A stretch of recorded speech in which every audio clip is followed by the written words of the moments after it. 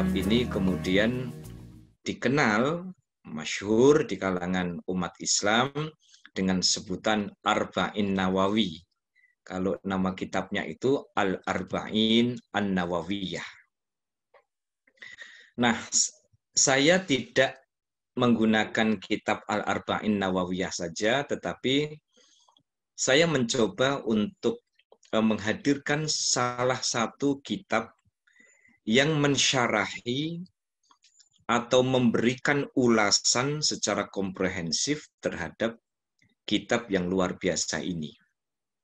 Saya insya Allah akan menggunakan kitab berjudul, karena ini saya sudah download, kalau misalkan nanti ada yang kerso monggo ya, karena saya punyanya file, karena kebetulan kalau saya cari buku itu ada di nor-book.com, itu ada ribuan kitab yang bisa diakses secara gratis dalam bentuk PDF. Insya Allah saya akan menggunakan kitab Al-Jami' fi Syarhil Arba'in An-Nawawiyah yang ditulis oleh Abi Abdillah Muhammad Yusri. Saya melihat bahwa untuk sementara ini, sependek yang saya baca, bahwa kitab ini cukup komprehensif karena memang mencakup dari seluruh aspeknya dalam sisi pembahasannya itu. Jadi misalnya dari sisi bahasa, kemudian dari sisi sirah, kemudian dari sisi fikih, dan dari sisi-sisi yang lain ini saya melihat bahwa buku ini menjadi buku yang sangat komprehensif dan dalam amatan saya penting untuk menjadi pembahasan. Ini yang pertama. Yang kedua, sebagaimana etika ketika kita membahas tentang kitab Al-Arba'in An-Nawawiyah, ya, kalau pembahasan itu langsung to the point, namanya main bola itu kan perlu pemanasan, ya. Terus ya Ustaz Samsul ya, yang namanya main bola itu perlu pemanasan. Yang namanya perkuliahan itu masih ada pengantar. Sehingga nanti kita sama-sama tahu potret kitab Arba'in Nawawi itu seperti apa. Maka saya ingin sampaikan bahwa kitab Al-Arba'in An-Nawawiyah ini ditulis oleh Imam An-Nawawi. Jadi kalau nama lengkapnya itu Al-Imam Al-Hafidh Syekhul Islam Muhyiddin Abu Zakaria bin Syaraf bin Murri bin Husain bin Muhammad bin Hazm yang dikenal dengan Imam Nawawi. Ini ulama Damaskus. Jadi memang ada satu informasi bahwa ada dua ulama besar yang bernama Nawawi. Yang pertama ada yang bernama Imam Nawawi Al-Jawi Al-Bantani. Tapi ada yang bernama Imam Muhyiddin Abu Zakaria An-Nawawi. Nah, ini berbeda. Jadi kalau Imam Nawawi yang menulis Al-Arba'in An-Nawawiyah ini ya, lahir di kota Damaskus. Beliau orang yang sangat solih, yang memiliki banyak sekali kelebihan-kelebihan, termasuk dari sisi warok. Dari sisi waroknya itu, Imam An-Nawawi itu merupakan seorang ulama yang sangat menjaga wirai, menjaga dari hal-hal yang syubhat. Misalnya, beliau itu tinggal di Damaskus, tapi beliau pernah berjanji bahwa beliau tidak akan makan buah yang dipetik dari kota Damaskus. Mengapa? Karena di kota Damaskus itu begitu banyak tanah-tanah hasil wakaf, sehingga Imam Nawawi tidak ingin kalau kemudian buah yang dia beli sekalipun, apakah dikasih atau dibeli, apapun caranya, beliau tidak ingin memakan buah yang didapatkan atau dipetik dari kota Damaskus. Mengapa? Beliau tidak ingin perutnya kemudian terkotori oleh tidak hanya barang haram tetapi barang-barang yang syubhat. Ini salah satu kelebihannya Imam An-Nawawi. Kelebihan lainnya, Imam An-Nawawi itu dalam satu hari tidak kurang dari 12 disiplin ilmu yang beliau tekuni. Beliau baca. Bayangkan, kita sehari baru ngajar 6 SKS, 8 SKS saja sudah pusing-pusing ya. Padahal mungkin dengan mata kuliah yang sama atau mirip. Imam Nawawi tidak. Imam Nawawi itu dalam satu hari sedikitnya ada 12 cabang ilmu yang beliau tekuni. Maka dalam satu kisah disebutkan Imam Nawawi itu dalam satu hari terkadang itu tidur kurang dari 1 jam. Kurang dari 1 jam. Mengapa? Ya karena begitu besarnya gairah beliau untuk menelaah ya berbagai disiplin ilmu yang menghantarkan beliau menjadi orang yang begitu alim ya. Dan ilmunya itu ilmu yang wa'allamnahu min ladunna ilma. Jadi ilmu benar-benar menjadi ilmu yang mengalir, ilmu yang memang benar-benar didapatkan dari proses yang tidak sebentar.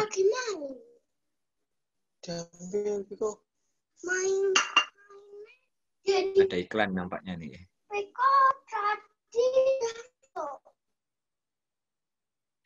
Ada iklan kayaknya Mas Lutfi. Iya. Udah. Nah.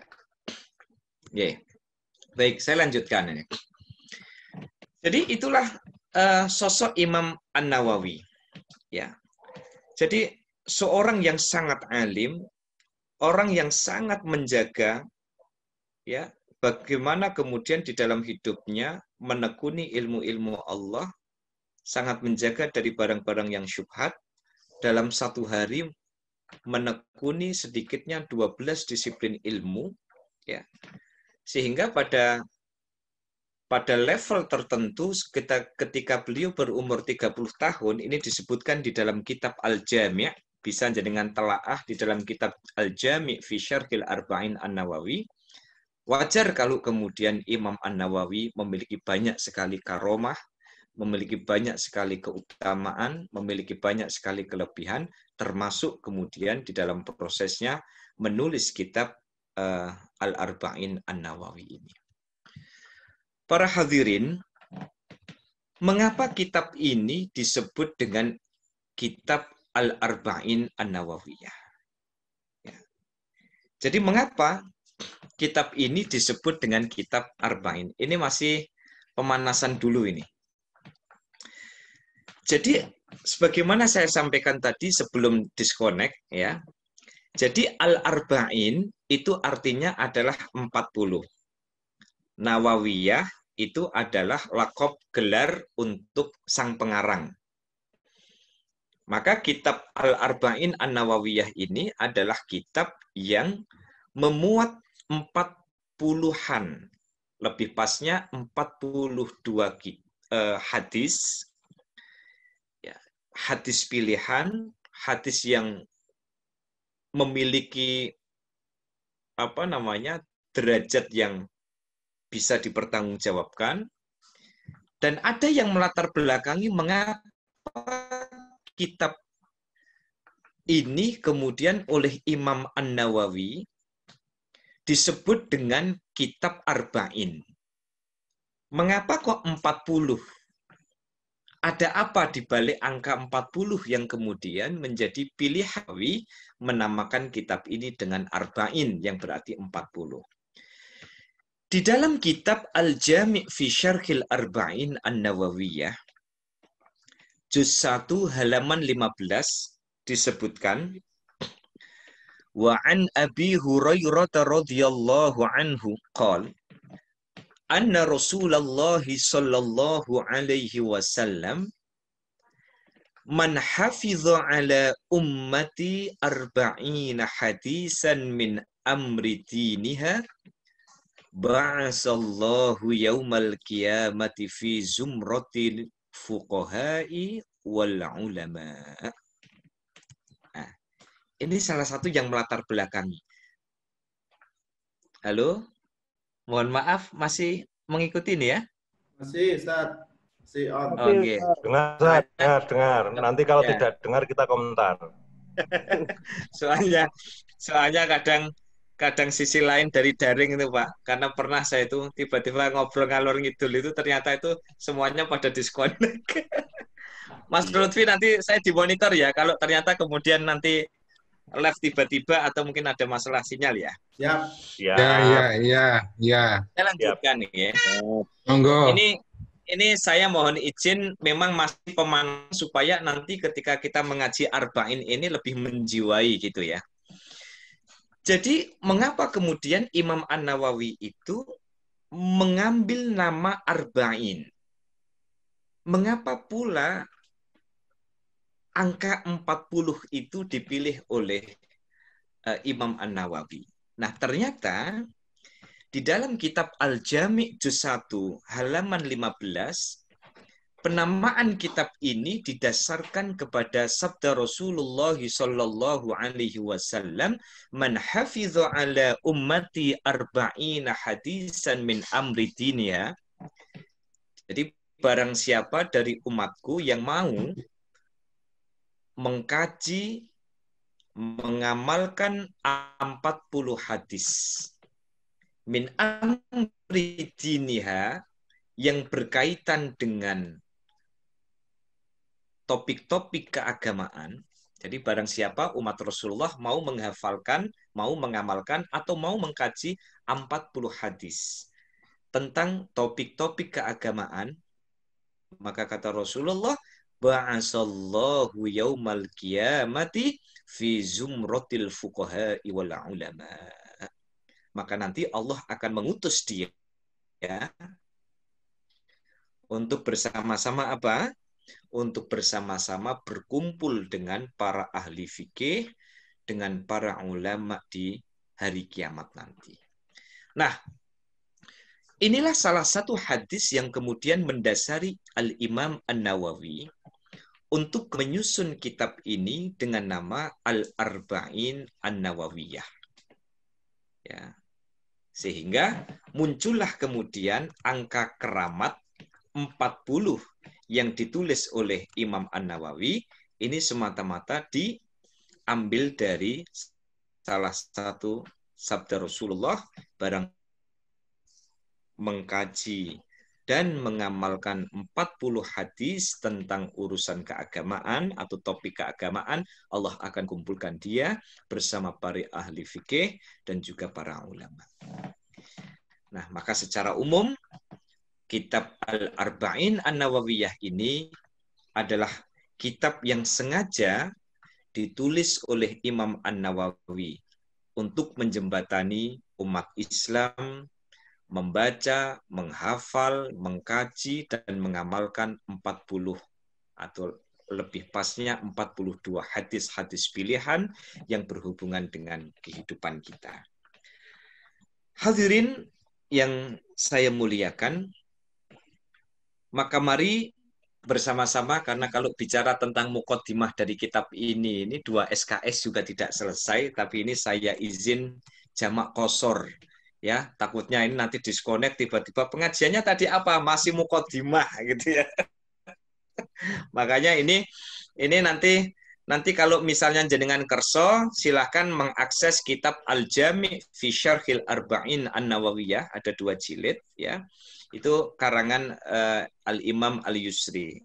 Al-Yusri. Itu sangat komprehensif dari berbagai kajian.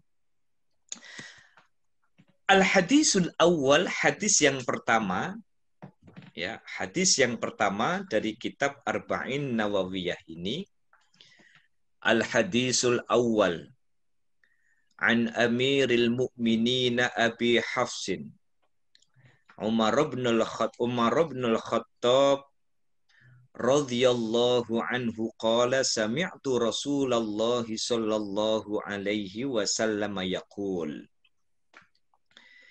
innamal a'malu binniyati wa innama likulli imri'in man faman kanat hijratuhu ila Allah wa rasulihi fahijratuhu ilallahi wa rasulih. Wa man kanat hijratuhu lidunya yusibuha aw imra'atin yankihuha fahijratuhu ila ma hajara ilaihi. Ini hadis pertama yang ditulis oleh Imam An-Nawawi di dalam kitab Al-Arba'in. Diriwayatkan dari Amirul Mu'minin yang juga memiliki gelar Abu Hafs, yaitu Sayyiduna Umar bin Al-Khattab radhiyallahu anhu qala. Jadi Sayyidina Umar berkata, sami'tu Rasulullah sallallahu alaihi wasallam yaqul, saya mendengar Rasulullah pernah bersabda, innamal a'malu binniyati wa innama likulli imri'in manawa. Ini kalau yang menerjemahkan mazhab Hanafi dengan mazhab Syafi'i berbeda. Kalau innamal a'malu binniyati dibaca oleh mazhab Hanafi, sesungguhnya syarat kesempurnaan amal adalah niat. Tapi kalau dibaca oleh mazhab Syafi'i, sesungguhnya syarat sahnya suatu amal tergantung kepada niatnya. Jadi berbeda. Karena posisi niat di antara para ulama itu memang berbeda-beda. Ya, sehingga ini secara umum bisa saya terjemahkan, sesungguhnya keabsahan satu amal itu tergantung kepada niatnya. Wa innama likulli imri'in ma nawa, sesungguhnya setiap perkara itu tergantung pada apa yang diniatkan. Faman kanat hijratu ilallahi wa rasulihi, barang siapa yang hijrahnya itu diniatkan untuk menuju Allah dan Rasulnya, fa hijratuhu ilallahi wa rasulihi, maka hijrahnya itu dihitung sebagai hijrah menuju Allah dan Rasulnya. Wa ma hijratuhu lidunya yusibuha. Tapi kalau hijrahnya itu semata karena kepentingan duniawi, yusibuha, maka dia hanya dapat urusan duniawi. Awim ra'atin yang kihuha. Atau meniatkan ya menikahi seorang perempuan yang dinikahinya. Fa hijratuhu ila ma hajara ilaihi, maka hijrahnya itu akan menuju kepada apa yang sesuai dengan niatnya. Ini terjemahan letter luck-nya dulu. Mari kita bahas satu persatu. Para hadirin, hadis ini ya disebutkan bahwa banyak sekali redaksi. Saya coba mengupas dari redaksi dulu dari matannya. Ternyata hadis ini itu diriwayatkan lebih dari 700 rawi. Jadi kan bisa bayangkan, ada lebih dari 700 rawi yang meriwayatkan hadis ini. Maka wajar jika kemudian ada beberapa riwayat-riwayat hadis yang redaksinya itu tidak sama. Ada yang innamal a'malu binniyati wa innama likulli imri'in ma nawa. Ya, ada yang begitu. Lalu kemudian ada juga redaksi lain, ya, redaksi lain yang juga berisi hadis ini adalah al-a'malu binniyati. Ada riwayat lain yang mengatakan innamal a'malu binniyat. Ada juga yang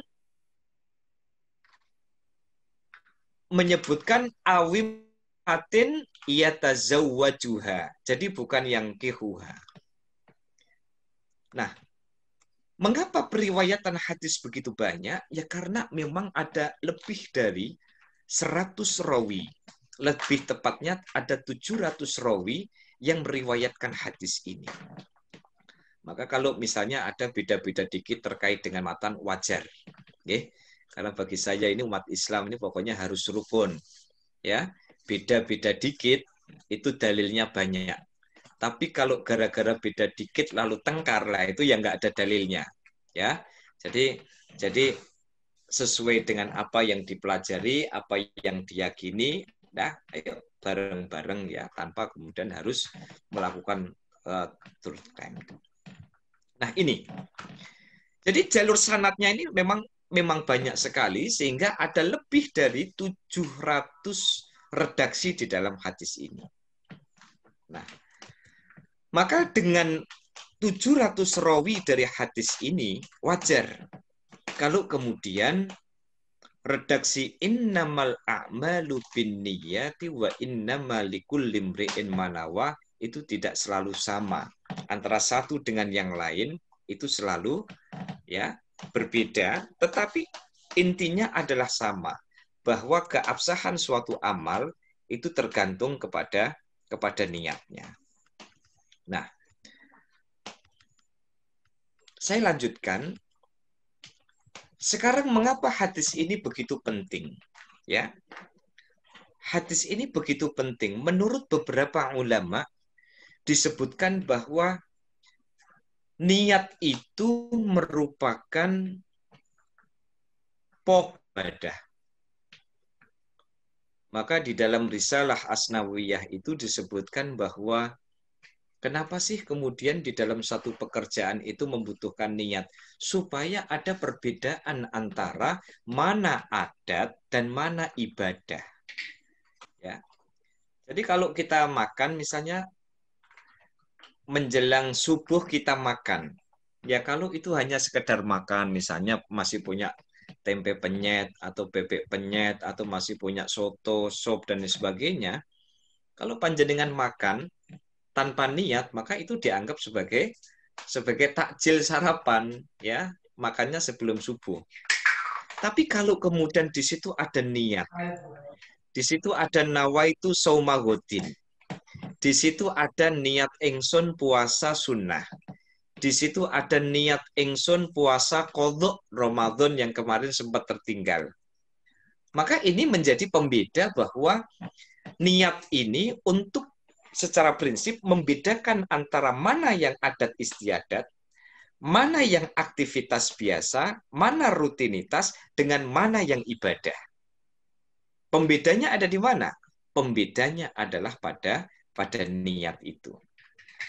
Maka kalau kemudian Imam Syafi'i menerjemahkan innamal a'malu binniyati wa innama likulli imri'in ma nawa, sesungguhnya keabsahan suatu amal perbuatan itu tergantung kepada niatnya.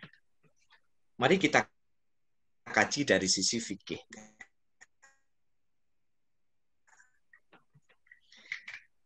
Niat itu salah satu bil ma'ani la bil mabani. Jadi niat itu sebenarnya dihitung bukan semata-mata dari penuturan lisan kita. Bukan semata-mata karena kalimat demi kalimat atau redaksi yang kita bacakan, bukan. Tetapi tetapi niat itu lebih kepada bil ma'ani, substansinya. Saya menukil dari kitab Minhaj. Di situ disebutkan. Misalnya, panjenengan masuk masjid, misalnya mau sholat di maskam. Nah, kebetulan ini imamnya ini kategori imam yang misalnya grade masuk sumber kencono, ya. Jadi ekspres, ya, ekspres. Sementara ada yang baru masuk masjid lari karena tahu bahwa imamnya ini imam sumber kencono, ngebut. Nah, ketika imam itu ngebut, makmum itu kemudian lari masuk ke dalam. Khawatir nggak kebagian. Tanpa mengucapkan usolli fardhu dhuhri arba'a raka'atin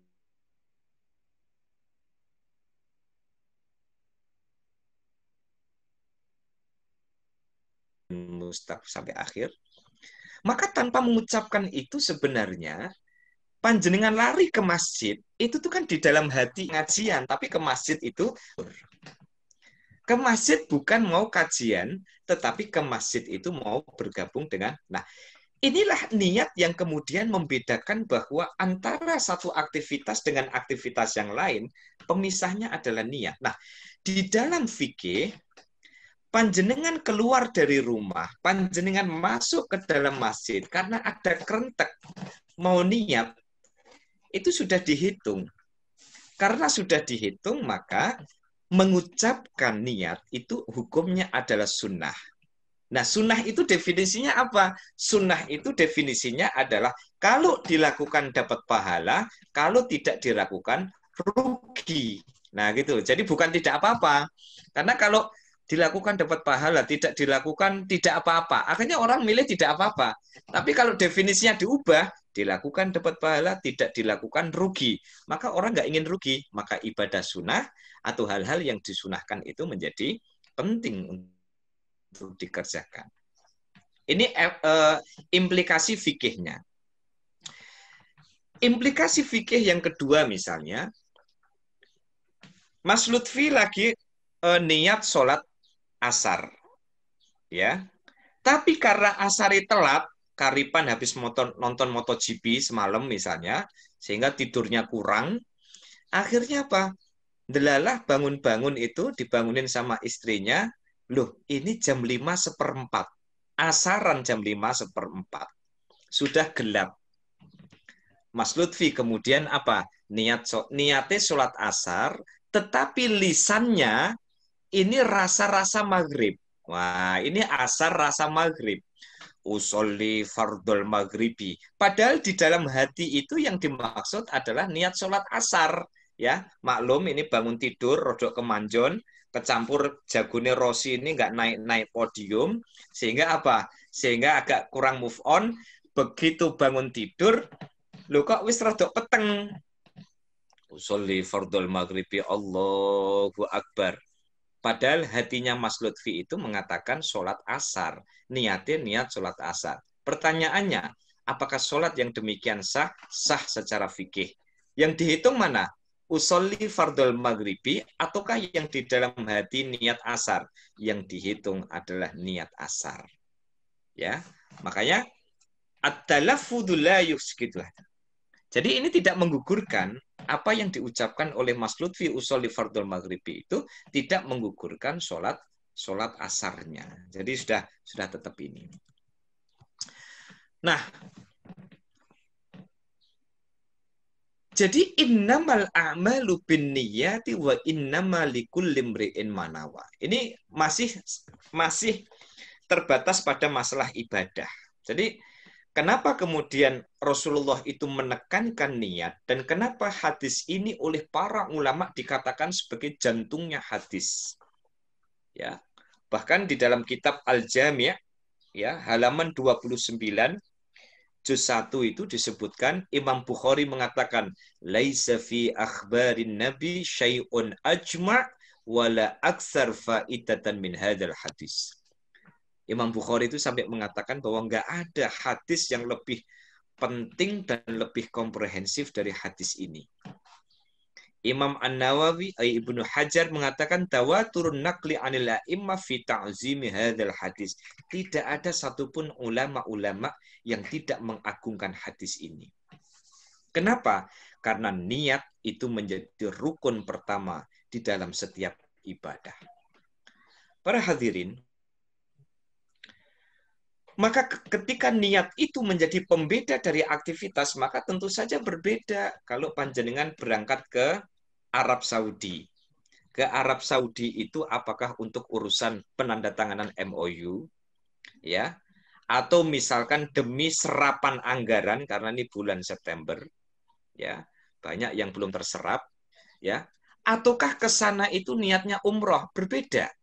Kalau niat kita itu misalkan ya niatnya memang niat umroh, maka jalan-jalannya itu bukan dianggap sebagai jalan-jalan biasa, tetapi ada muatan ibadah umroh. Itu loh. Nah inilah kemudian yang menyebabkan kenapa hadis ini begitu begitu penting di dalam di dalam kajian tentang ibadah. Saya lanjutkan. Faman kanat hijratuhu ilallahi wa rasulihi. Okay.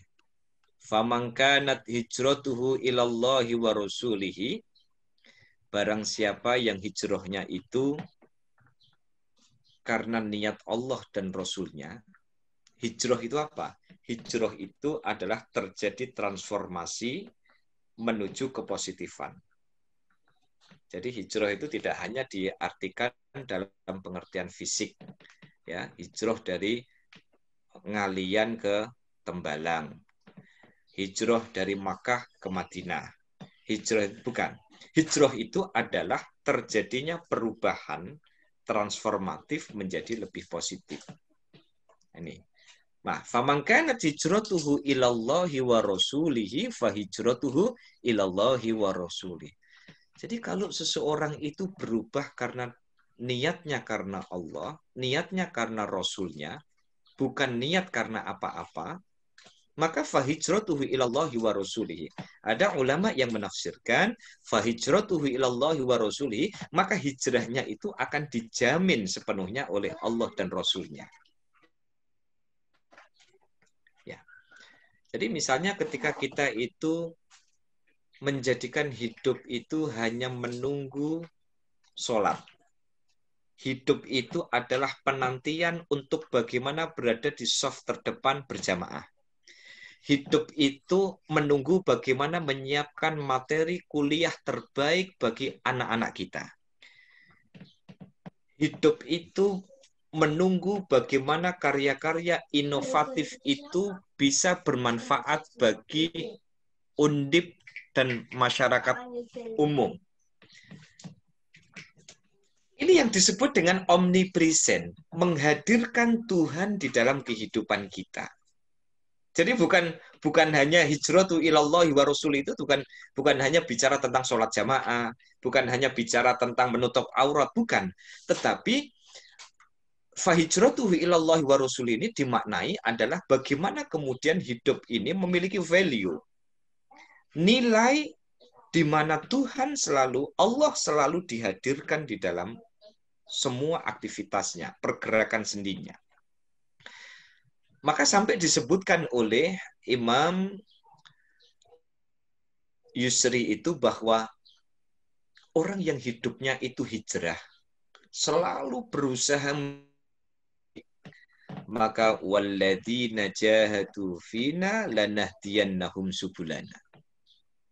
Makanya orang yang hidupnya itu hijrah, hidupnya itu selalu ingin menghasilkan kepositifan di dalam hidup, maka lanahdiyannahum subulana. Allah yang akan menyediakan subulana, jalan. Maka nggak ada orang kemudian berjuang demi ilmu. Nggak ada orang yang berjuang mikirin umat. Orang yang mendirikan pesantren tulus ikhlas bibinau ngerawat masyarakat lalu kemudian hidupnya terbengkalai, itu nggak ada, ya nggak ada. Maka sampai ada ungkapan itu, ketika kita angkat tangan maka Allah yang akan turun tangan. Kapan kita mau angkat tangan, Allah yang akan turun tangan. Kenapa? Inna rahmatallahi qaribun minal muhsinin. Ternyata rahmatnya Allah itu begitu dekat kepada orang-orang yang muhsin. Muhsin itu berbeda dengan Hasan. Nah, apa perbedaannya? Mari kita gali. Kalau Hasan itu orang yang baik, tapi kebaikannya belum memberikan pengaruh kepada orang lain. Tapi kalau Muhsin, dia orang baik, dan dia selalu berpikir untuk memberikan kebaikan kepada orang lain. Ini kalau dibahasakan bahasanya Mas Lutfi ya.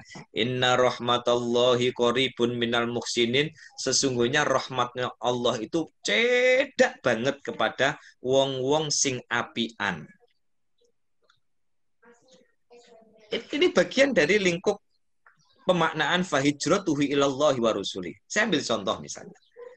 Saya tidak tahu ya di Tembalang itu, kalau di sekitar kampus kami itu ada ATM.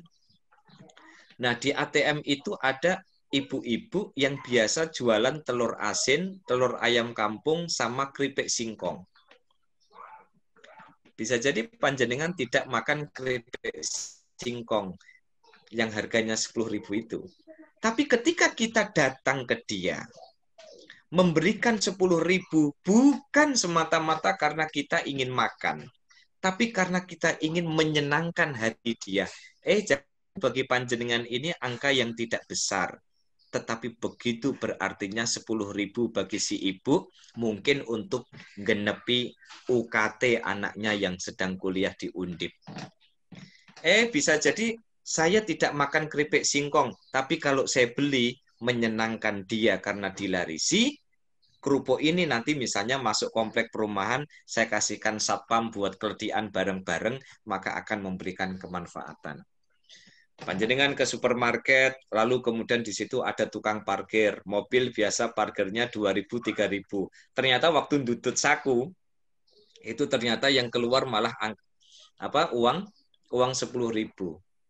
Ya sesekali lah nggak minta kembalian. Wes mas, sing 7.000 sampean gawe, ya, nggo transport, apa nggo tambah-tambah pulsa misalnya.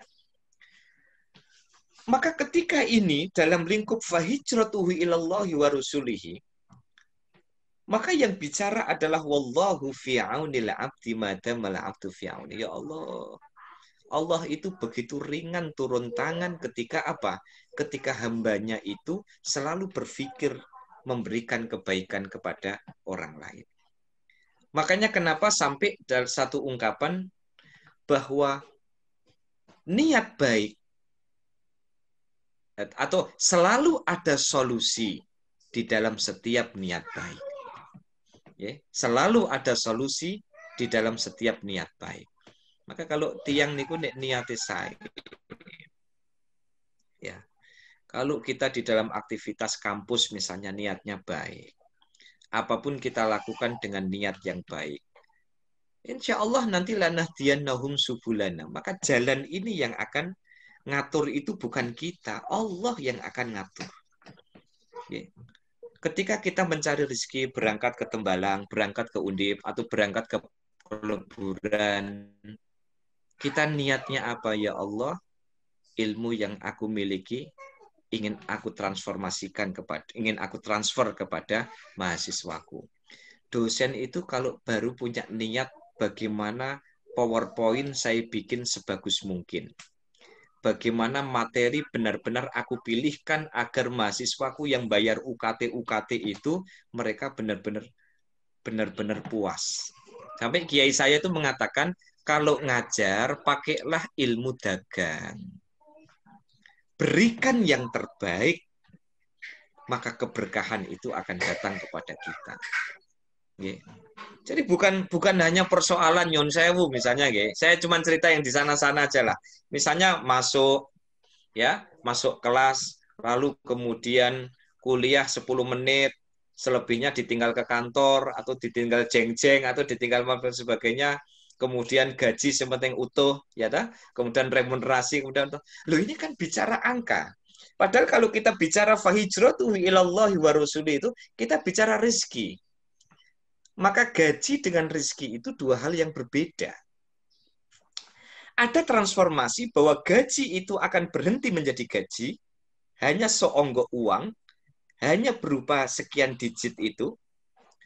Tapi ketika itu dicari dengan niat yang baik, ibadah, memberikan yang terbaik, maka gaji ini tuh akan kemudian bertransformasi menjadi rezeki. Nah, yang membuat hidup kita cukup itu sebenarnya bukan gaji, tetapi gaji yang bertransformasi menjadi rezeki. Alhamdulillah karena gaji didapat dengan cara yang jujur. Anak diberikan sehat, istri qanaah syukur, rumah tangga sakinah mawaddah warohmah. Tapi kalau angka ini semua didapat dengan cara yang tidak benar, markup dana, korupsi ini dan sebagainya, uangnya banyak, Tapi dia tidak bertransformasi menjadi rezeki. Dia hanya menjadi uang. Dia hanya menjadi pendapatan. Dia hanya menjadi digit-digit jajar itu. Tidak bisa memberikan apa? Tidak bisa memberikan kedamaian. Kenapa? Karena yang membuat damai kita itu bukan gaji, tetapi transformasi gaji menjadi rezeki. Makanya kalau niat ini sudah mulai kita tata, maka omnipresent, kita hadirkan Allah di dalam kehidupan. Ya, itu. Ini salah satu tafsiran dari fahijratuhu ilallahi wa rasuli. Wa man kanat hijratuhu lidunya yusibuha. Nah, sebaliknya kalau ternyata kita hanya berpikir orientasi keduniawian, ini berhenti pada aspek duniawi, kita hanya berhenti pada aspek itu, urusan dunia bar. Pokoknya yang penting badine oke. Yang penting penelitian sa-oke-oke. Yang penting untuk duit sa-oke-oke. Yang penting untuk badi sa-oke-oke. Dia berpikir dunia, maka dia hanya akan dapat itu. Tetapi dia tidak akan mendapatkan ketenangan. Karena ketenangan itu bicara tentang barokah. Barokah itu dalam bahasanya Imam Ghazali itu adalah ziyadatul khair. Jadi hidup itu enak karena bertabur kebaikan. Maka orang yang hanya orientasi duniawi, capek Pak. Leres, capek. Hidup hanya mengandalkan gaji, apakah gaji kemudian bisa membuat kita bahagia? Tidak. Hidup mengandalkan networking, punya jejaring ini, ya. Sampai berapa tahun sih punya jejaring itu? Orang jabat itu sampai berapa tahun sih? Ya. Kalau bapak saya dulu pesan itu supaya orang tidak terkena post power syndrome, ya. Bapak saya kebetulan ini bapak-bapak ini kan sedoyo dosen tuh nih, ya. Bapak saya itu guru di SD. Tapi saya itu kalau lihat hidupnya itu senang sekali, ya, polanya itu, ya, sampai sekarang masih macul, ya, masih bercocok tanam, nandur kacang, nandur telo, nandur sengon laut. Nanti saatnya menjelang duhur, jam 11 pulang. Rumus dan nasihat yang pernah diberikan bapak saya itu, apa? Ojo pengin dadi opo-opo. Lan ojo kuatir ora dadi opo-opo. Wah, itu hidupnya orang merdeka itu. Ojo pengin dadi opo, ojo kuatir ora dadi opo. Apa artinya? Kalau kita dapat amanah, jangan ditolak. Kita berdoa dan berusaha, semoga amanah ini benar-benar bisa saya tunaikan dengan baik. Jenengan diamanai jadi dekan, bismillah ya Allah, semoga saya kuat memegang amanah menjadi dekan. Menjadi kaprodi, ya Allah, bismillah, mugi-mugi kuat memegang amanah menjadi kaprodi. Diamanahi menjadi kapus, bismillah ya Allah, kulo mboten mados, tetapi kulo angsal amanah ini. Semoga saya kuat. Tapi ojo kuatir ora dadi opo-opo. Artinya apa? Ketika tidak jadi apa-apa, percayalah. Yang memuliakan kita itu bukan semata-mata jabatan, tetapi ilmu yang melandasi sehingga kita menjadi pejabat yang bernurani. Maka kembali famangkana hijratu lidunya yusibuha, ya pokoknya tiang niku kalau niatnya itu hanya hijrah demi keduniawian, maka mendapatkan itu, ya, dia akan mendapatkan itu. Mengejar jabatan X, tunjangannya sekian, udah dapatnya itu aja. Tapi ketika misalnya jabatan X, tapi diniatkan ibadah, mumpung aku jadi dekan, saya memberikan kebijakan yang populis. Saya memberikan kebijakan yang meringankan mahasiswa saya menyelesaikan studi. Saya membuat kebijakan yang mensupport para dosen dan mahasiswa untuk melakukan penelitian yang inovatif. Mumpung saya jadi dekan, saya ingin melonggarkan, ya, bagaimana supaya regulasi di fakultas ini lebih manusiawi misalnya.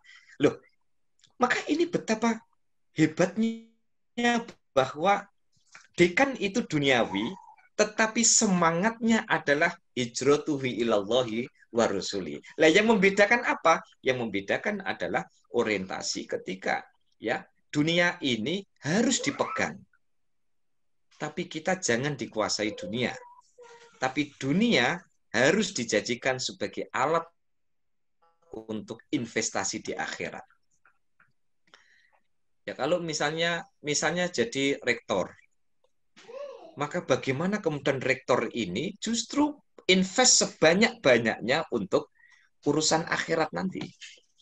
Jadi dekan, bagaimana jabatan sebagai dekan ini ya dijadikan sebagai investasi sebanyak-banyaknya buat akhirat. Jadi menteri, bagaimana menteri ini tidak hanya berhenti urusan politik, tetapi jadi menteri menjadi investasi sebanyak-banyaknya untuk celengan di akhirat.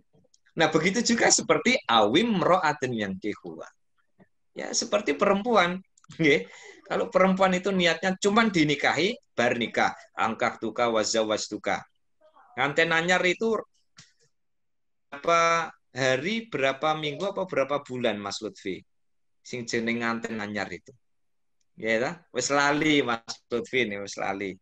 Tapi lali bukan berarti boleh mengupgrade, bukan ya Mas Lutfi ya. Jadi kalau orang misalnya ketemu perempuan, kalau perempuan itu hanya sekedar dinikahi, hanya untuk kebutuhan seksual, ya maka nanti ketika kebutuhan itu sudah tidak terpenuhi, lah mulai lirik kanan, lirik kiri. Rating kanan, belok kiri, ya semacam-macam. Akhirnya udah gitu kemudian nanti, kenapa? Ya karena orientasinya lain. Ayu. Ternyata waktu pacaran itu kuandel 10 cm. Setelah sudah tidak pacaran menjadi istri, wes akhirnya sudah karena sudah dapat, sudah suami istri, penampilannya sak-sakan, ya. Wis nggawa daster, nggon kelek soek, semambure mason, wes macam-macam gulune iki ana kriane, nah, ini jadi hadis ini tuh begitu hebatnya menurut para ulama karena apa? Karena motivasi beramal itu dilandasi dari sini. Tapi ketika kita mengatakan bahwa istri itu adalah amanah dari Allah, anak itu adalah amanah dari Allah, maka mereka tidak kita perlakukan hanya sekedar fisik, tetapi kita perlakukan ya mereka sebagai amanah yang dibebankan Allah kepada kita. Maka jangan cuman misalnya nyun sewu gini, kadang kita ini di kampus ini kan sibuk sekali sehingga waktu hak anak untuk diajak main bersama keluar, makan bareng di luar berkurang. Oke. Kalau seorang perempuan itu hanya menjadi pendamping, bukan menjadi bagian dari partner beribadah, maka ketika motivasi itu hilang, maka posisi perempuan itu juga akan menjadi. Nah ini. Oleh karena itu, maka fahijratuhu ila ma hajara ilahi. Maka hijrahnya seseorang itu didasarkan kepada apa yang dia niatkan. Ketika seseorang meniatkan satu perbuatan itu karena Allah, karena ingin mendapatkan value lebih di dalam kehidupan, karena ingin investasi untuk akhirat, karena ingin keperluan-keperluan yang mendatangkan ridhonya Allah, maka niat inilah yang kemudian merubah sesuatu menjadi ajaib. Banyak cerita, saya ingin menutup dengan sebuah cerita ketika ada seorang ulama pada masa Nabiullah Musa alaihi salam. Pada saat itu ada seorang perempuan PSK yang sudah menjalani profesi 15 tahun sebagai PSK. Suatu hari kedatangan pelanggan, bukan pelanggan tepatnya, satu orang dengan berpakaian sopan datang ke lokalisasi karena dia barusan kena gendam oleh jin. Sehingga kalau ingin bertaubat, maka taubatnya itu harus didahului dengan kemaksiatan sehingga lebih bisa menjiwai ya ketika beristighfar itu. Tapi apa yang terjadi? Ada seorang PSK yang tidak mau memberikan pelayanan kepada laki-laki tersebut. Dia niat pada saat itu, aku ingin, siapa tahu saya masih punya kesempatan untuk bertaubat. Aku berniat baik, meskipun aku nista, jangan sampai kemudian orang lain bertambah nista hanya karena aku. Apa yang terjadi? Seorang ulama ini kemudian membayar 10 mata uang pada saat itu, tapi digambarkan di dalam kitab Qasas itu 10 dinar. Nah, 10 dinar itu kemudian ditolak oleh sang PSK tersebut. Jangan, aku tahu engkau ahli ibadah. Aku ingin berhenti dari profesi saya ini. Kembalilah ke rumahmu. Jangan kau kotori hatimu mendatangi tempat kemaksiatan ini. 2 hari kemudian apa yang terjadi, Bapak-bapak? PSK ini meninggal. Tidak ada yang mau mengangkat jenazahnya karena dianggap sebagai orang yang berlumur dosa. Hingga akhirnya Nabiullah Musa alaihi salam mendapatkan wahyu dari Allah untuk mengangkat jenazah perempuan tersebut dan menguburkannya. Nabi Musa bertanya, bukankah dia ahli zina? Bukankah dia ahli maksiat? Bukankah dia ahli berbagai macam kemaksiatan? Apa? Saat itu yang disampaikan kepada Nabiullah Musa, aku menghaluruh dosa-dosanya karena niat baiknya untuk bertaubat dan niat baiknya untuk menyelamatkan salah satu hambaku yang hampir tergelincir ke dalam perzinahan. Maka saya ingin merangkul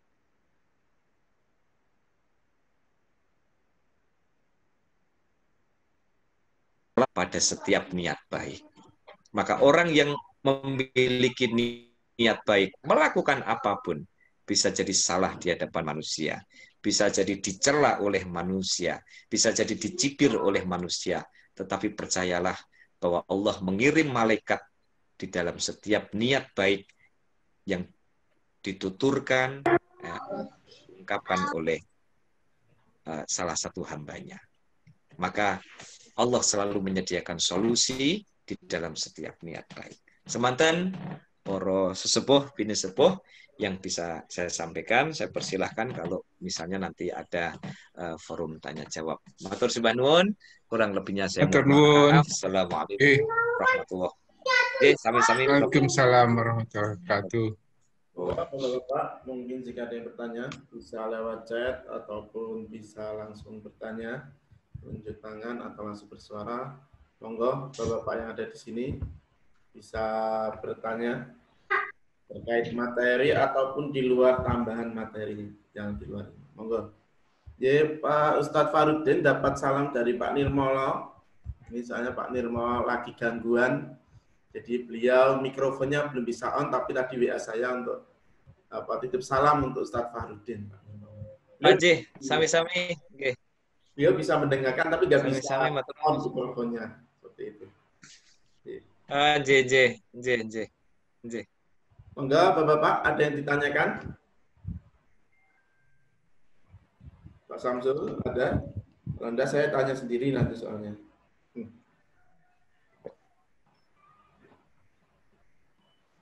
Jadi saya tanya dulu, Ustadz, sebelum yang lain mungkin mengawali, Ustadz.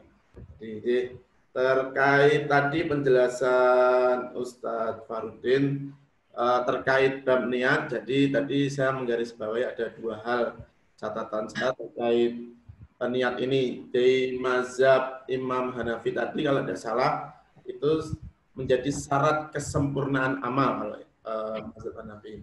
Sedang mazhab Imam Syafi'i itu syarat sahnya.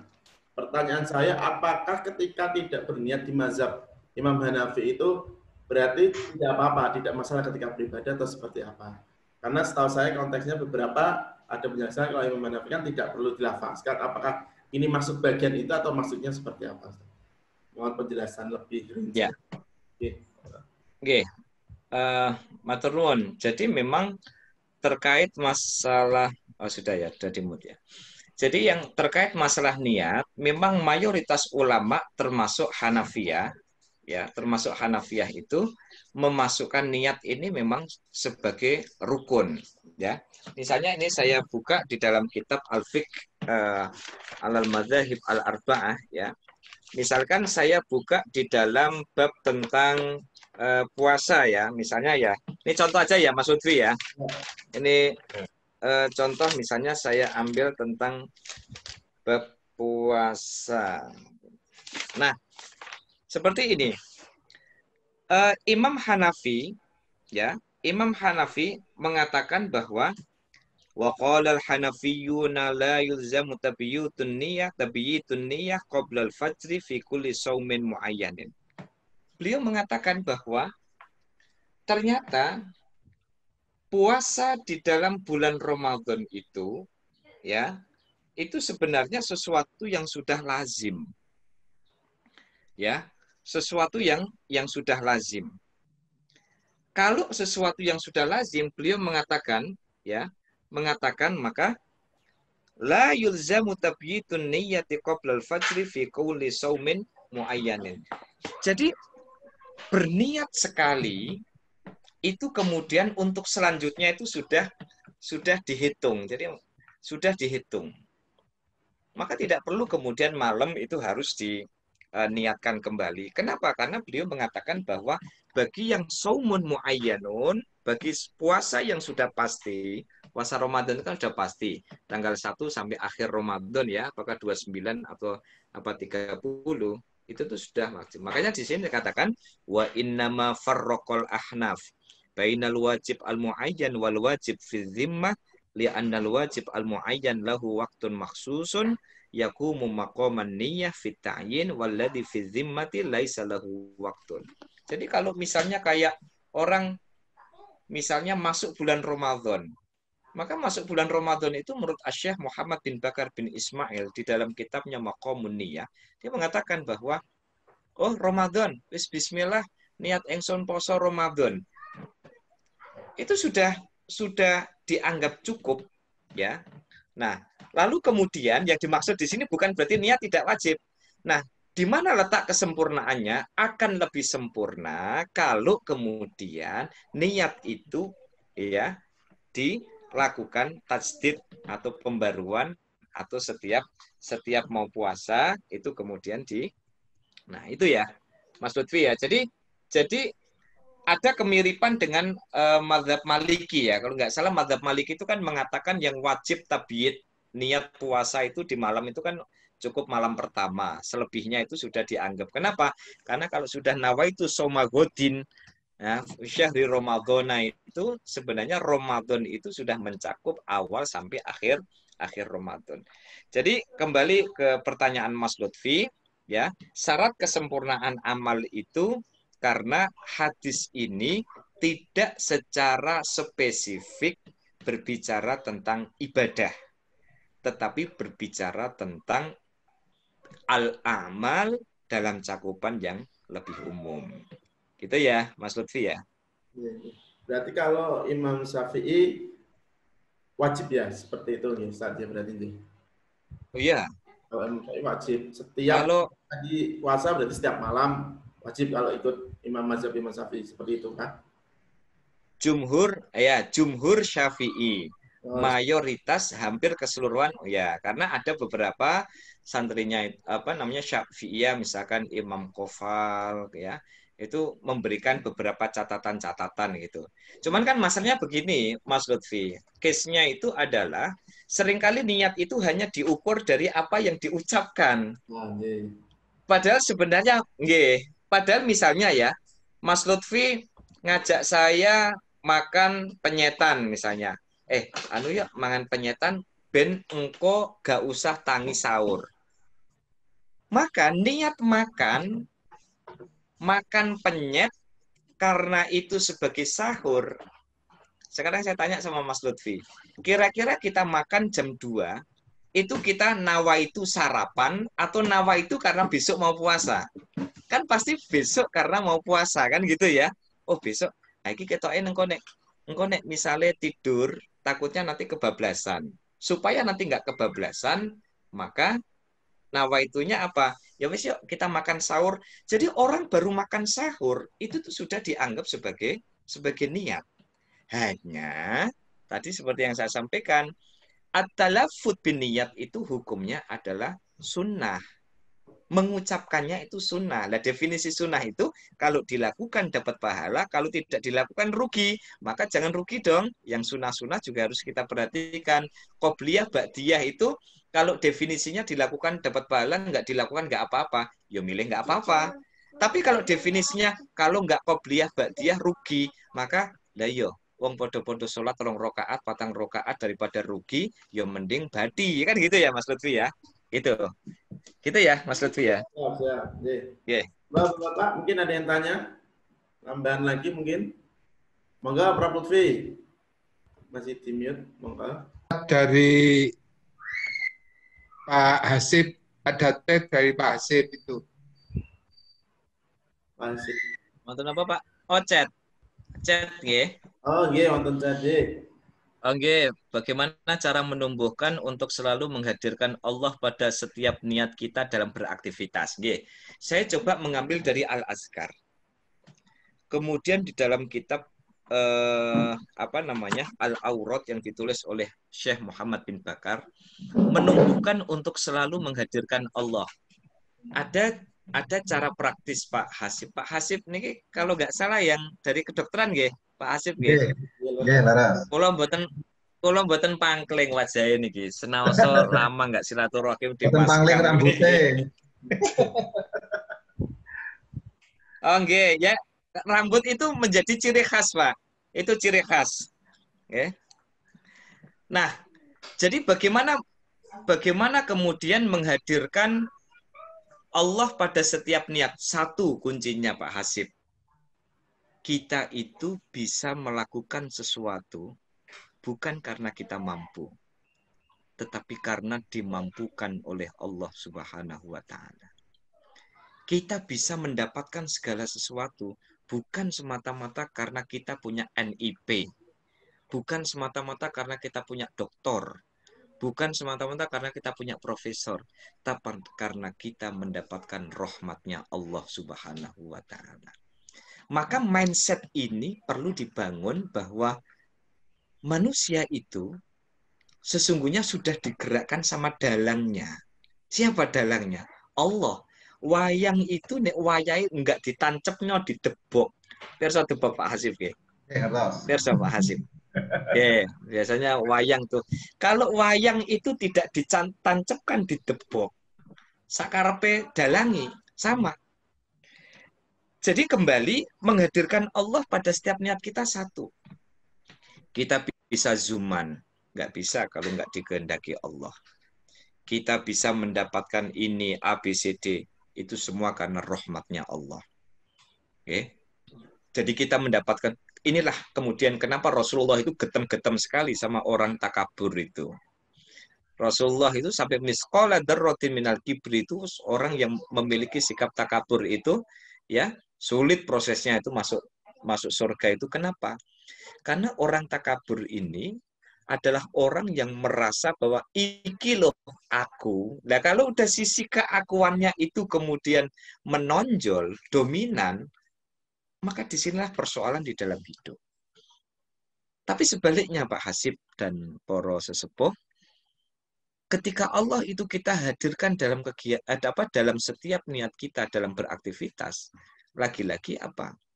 Manusia itu bisa melakukan apapun bukan karena mampu, tetapi karena rahmatnya Allah Subhanahu wa taala. Makanya kan sampai ada guyonan ngeten toh Pak Hasib. Misalnya wonten guyonan begini. Wah, mentang-mentang wis duwe MM, Magister Manajemen. Wis duwe MM. Kemudian punya remunerasi dhuwur, mobile Mercy, ketemu koncone sing isik numpak kijang rak gelem ngebel misalnya. Kenapa? Karena punya MM. Orang punya MM bukan karena dia mampu, tapi karena di situ dititipi rahmatnya Allah. diwelasi sama Gusti Allah. Ternyata nopo?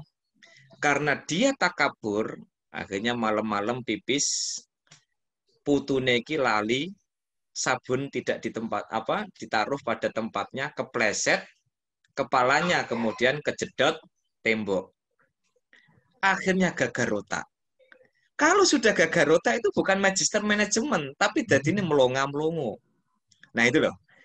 Artinya apa? Artinya bahwa menghadirkan Allah itu secara teoretik adalah mengembalikan satu kesadaran bahwa manusia tak pernah bisa melakukan apa-apa kalau bukan karena rahmatnya Allah. Makanya wonten cerita tenggene kitab Qasas Ghoribah. Jadi dulu niku wonten Pak Hasib. Seorang yang alim pada zaman Nabi Musa itu hidup di pulau kecil di tengah lautan. Umurnya 530 tahun. Jadi dia beribadah itu 500 tahun, minta kepada Allah, ya Allah, tolong engkau pungkasi aku dalam keadaan husnul khotimah sujud. Dituruti sama Allah. Akhirnya dalam ceritanya itu Nabi Musa dikasih tahu bahwa si orang ini dibilangin sama malaikat, kamu nanti masuk surga karena rahmatnya Allah. Apa dia bilang Pak Hasid? Enggak. Saya mau masuk surga karena amalku. Sujud selama 500 tahun. Aku enggak pernah maksiat sama sekali. Akhirnya apa? Malaikat datang kembali kepada Allah. Ya Allah, ini orangnya ngeyel. Ya, ngeyel Bani Israel ini ya. Ini ngeyel. Katanya dia bersikeras bahwa masuk surga bukan karena dispensasi, bukan karena rahmat Allah, tapi karena amal dia selama 500. Allah mulai marah. Bilang sama malaikat Jibril, Jibril, tolong kamu tanya dia, berapa lama dia sujud kepadaku? 500 tahun. Lalu apakah 500 tahun dia sujud itu sebanding tidak dengan rahmat, nikmat, dan lainnya yang sudah aku berikan kepada dia? Dihitung Pak, pakai kalkulatornya malaikat Jibril. Ternyata apa? Sujud 500 tahun itu nggak ada apa-apanya dibandingkan dengan nikmat yang diberikan oleh Allah, rahmat yang diberikan oleh Allah. Setelah ditimbang-timbang ternyata bukan bakbuk Pak, tapi malah rugi. Akhirnya malaikat Jibril bilang sama dia, ya wes, sampean masuk, kalau sampean ngandeli amal sampean, maka sampean masuk neraka karena amal sampean. Disitulah lalu kemudian dia protes sehingga beristighfar dan meminta kepada Allah, dia mau menerima bahwa dia masuk surga bukan karena amalnya, tetapi karena rahmat Allah Subhanahu wa Ta'ala. Ngaten nggih Pak Hasib. Jadi menghadirkan Allah itu ya, sesimpel teori itu bahwa kita menyadari ini semua bukan karena kita, tapi karena kita masih diwelas. Bahasa rahmat itu kan bahasa Arab ya. Kalau bahasa Jawa ini masih diparingi welas asih dening Gusti Allah. Ngaten Pak Hasib. Oke, terima kasih matur nuwun Ustaz. Monggo Bapak-bapak kalau masih ada lagi. Oke, sami-sami. Monggo yang mau bertanya, Pak Samsul mau bertanya. Yang lain monggo. Kalau tidak ada J, Bapak, ya kita akhiri. Berarti J, monggo Tatfarudin kita cukupkan dengan doa. Monggo kita minta Tatfarudin untuk bisa berdoa bersama-sama. Monggo dipimpin Tatfarudin. Oke, baik. Niki sakjane kok. Niki ingkang doa Pak Samsul niki sesepuh. Pak Samsul, monggo jenengan ingkang doa Pak Samsul. Saya sebagai junior mengamini mawon. Ada Ustadz Aufarul Marom, langkung sae beliau. Oh, nggih wonten Ustadz Aufar nggih. Nggih. Wonten. Monggo. Mas Lutfi, yang sepuh-sepuh mawon, saya tak ikut ngamini mawon lah. Kalau ada sesepuh begini saya tidak sopan ini. Ada ini, Ustaz Alfarul Marom atau Ustaz Samsul, monggo, saya manut mawon. Enggak, Pak Maram. Lagi ke belakang. Pak Marom itu dimatikan nggih videonya. Monggo langsung mawon, monggo. Samsul, monggo berarti. Tukalan. Baik. Ala hadini wa kulli niatan salih. Al-Fatihah. A'udzu billahi minasyaitonir rajim. Bismillahirrahmanirrahim. Alhamdulillah wa alamin ar-rahman ar-rahim maliki yawmiddin. Iyyaka na'budu wa iyyaka nasta'in ihdinas siratal mustaqim.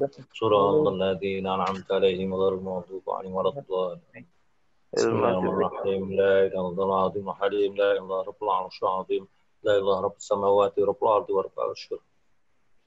Alhamdulillah amin. Hamdan amin. Hamdan syakirin. Hamdan yafi ni'amahu wa yukafi mazidah. يا ربنا لك الحمد كما ينبغي لجلال وجهك الكريم وعظيم سلطانك اللهم صل وسلم وبارك على سيدنا محمد بن شافي لما في الصدور وعلى اله وصحبه وسلم اللهم صل وسلم وبارك على سيدنا محمد الفاتح لما أغلق والخاتم لما سبق ناصر الحق بالحق والهادي الى صراطك المستقيم وعلى اله وصحبه حق قدره ومقداره العظيم اللهم يا من هو في علوه كائن يا من هو في علم محيط يا من هو في عزة لطيف يا من هو في الشريف يا من هو في فعله هيد يا من هو في ذاته قديم يا من هو في مجد منير اللهم أكرمنا منك بنور الفهم وأخرجنا من ظلمات الوهم وارزقنا منك فهم النبيين وحفظ المرسلين وإلهام الملائكة المقربين اللهم إنا نسألك توفيق أهل الهدى وأعمال أهل اليقين ومناصحة أهل التوبة وعزم أهل الصبر وجد أهل الخشية وطلب أهل الرغبة وتعبد أهل الوراء وإرفان أهل العلم حتى نخافك ربنا هب لنا من أزواجنا وذريتنا قرة أعين واجعلنا للمتقين إماما اللهم اجعلنا شكورا واجعلنا صبورا واجعلنا في أعيننا صغيرا وفي أعين الناس كبيرا اللهم لا تسلط علينا من لا يخافك ولا يرحمنا يا الله ربنا آتنا في الدنيا حسنة وفي الآخرة حسنة وقنا عذاب النار سبحان ربك رب العزة عما يصفون وسلام على المرسلين والحمد لله رب العالمين. سر الفاتحة. الحمد لله الرحمن الرحيم مالك يوم الدين إياك نعبد وإياك نستعين اهدنا الصراط المستقيم صراط الذين أنعمت عليهم غير المغضوب عنهم ولا الضالين ربي اغفر لي ولوالدي sampun matur nuwun Bapak semua insyaallah nanti ketemu lagi 2 pekan lagi ada 2 pekan lagi Pak Hasan. Jadi 2 pekanan nanti Pak Hasan fikih sholat kemarin, nanti yang ini nanti disampaikan 1 bulan sekali, pokoknya ganti 2 minggu sekali gantian seperti itu. Ya Bapak, matur nuwun semua. Terima kasih, matur nuwun.